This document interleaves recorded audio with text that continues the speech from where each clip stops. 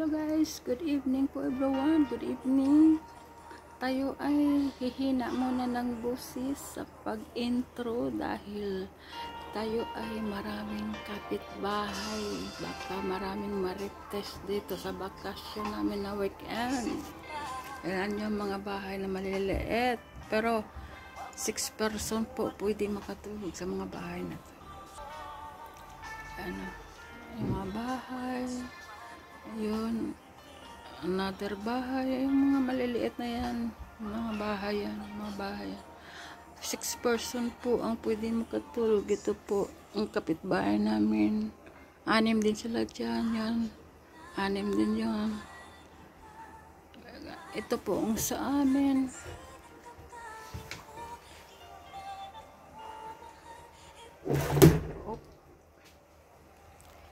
Ito po, kwarto po ito, dalawa ang makakatulog dito. Di ba cute ang mga room dito, cute. Ito po kami nakabakasyon dahil ito po ang CR ng apartment ng nakuha namin. Ito po another room, di ba? Cute na bahay, maliit lang pero 3 kwarto po. May shower po dito yan. Ito. Lababo.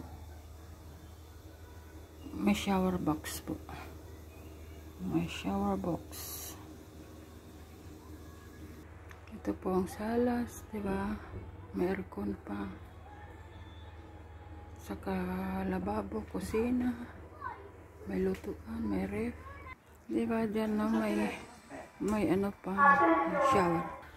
Diba? Oh. Ang tiris dito, oh.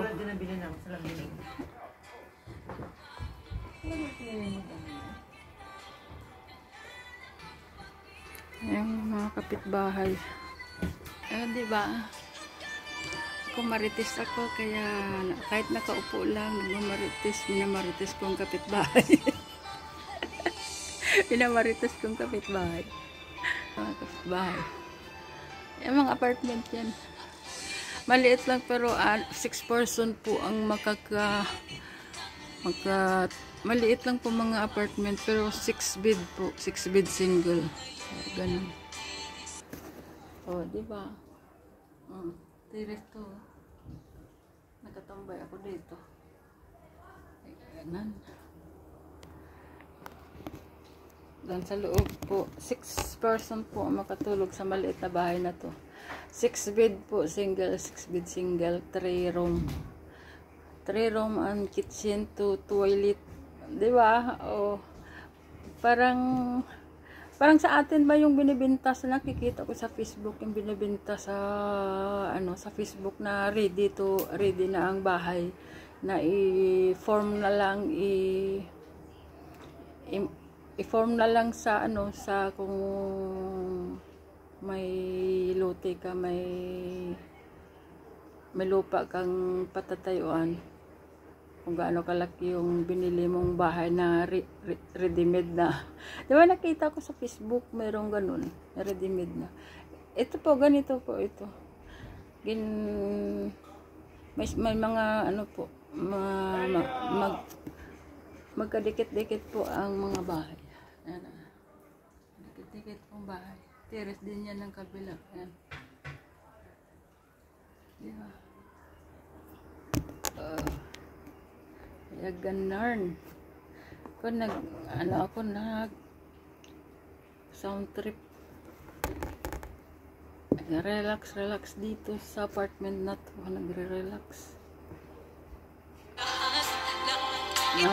Nakikinig ng Lason Mong Halik. Sinong si Katrina Velarde ang kumakanta. Kaya lang baka ang video natin makapiright. Kaya stop ang music. Sige guys, thanks for watching po. Ako ay nagmaritis ng konti dito sa village na to. Ang pangalan po nito dahil fully book po ang Fabulous Village po. Dito kami na padpad sa nice village Nice village. Maganda nga naman, nice nga naman. May swimming pool, may dagat sa baba. Kaya ganun. Ano mga pamangkin ko naliligo na sa dagat. May swimming pool din doon. Kaya lang wala kaming dala na mga dapat pala ang pumupunta dyan na naliligo sa swimming pool. Dapat may kwan ka, may okya, may ano pa, naka-ready ka, may ano yung ulo mo, may ano ka dito sa mata. Ganon. Kaya lang wala kami pong dala. Wala kaming dala. Kala namin makaligo ng ganon lang, makapunta makaligo. Hindi pala pwede. Kailangan may... Pero si Jeannie noon, tuwing maliligo siya sa swimming pool, may bit-bit talaga siya. Tama nga naman. Kasi obligatoryo po sa swimming pool nga may...